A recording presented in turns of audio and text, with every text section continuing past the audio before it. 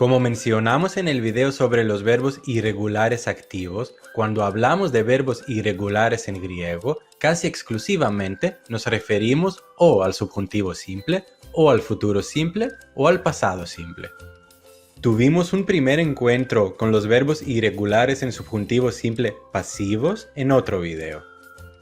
Ahí habíamos aprendido que una vez que sepamos la primera persona de un verbo irregular, podemos usar las terminaciones que usamos para el resto de los verbos y conjugarlo de manera normal. Habíamos conjugado, por ejemplo, el verbo plénome en subjuntivo simple. Plizó, plicis, plicí, plizume, plicite, plizún o plizune.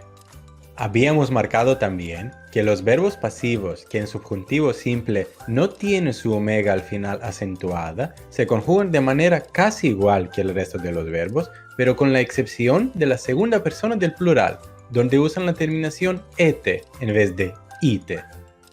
Por ejemplo, el verbo érjome en subjuntivo simple se conjuga de la siguiente manera: erzo, ercis, erci, erzume, ercete, erzun o erzune. Partiendo desde acá, manejar el futuro simple de los verbos pasivos irregulares es demasiado fácil, ya que este es igual que el subjuntivo simple con la adición de la palabra za que indica futuro, exactamente como con los verbos activos.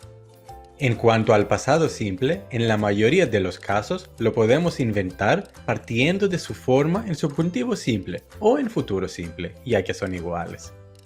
Lo único que tenemos que hacer es añadirle la terminación ica y poner el acento en la antepenúltima sílaba.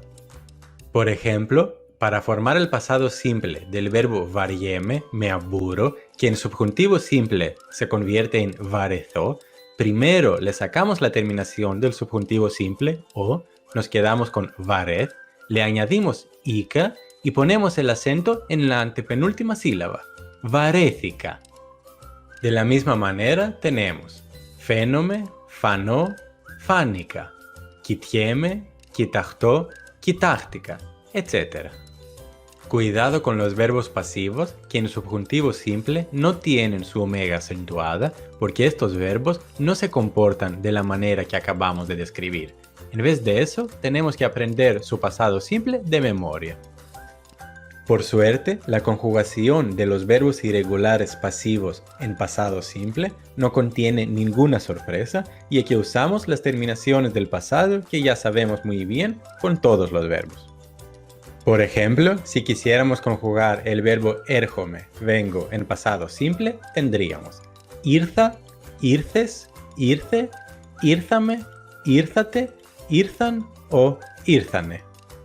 Si quisiéramos hacer lo mismo con el verbo jérome, por ejemplo, me alegro, tendríamos járica, járiques, járique, járícame, járícate, járican o járícane. Veamos ahora algunos ejemplos con verbos pasivos irregulares en pasado simple y en futuro simple. Queremos decir, por ejemplo, lo que pasó, pasó. El verbo pasar, ocurrir, tener lugar es yínome.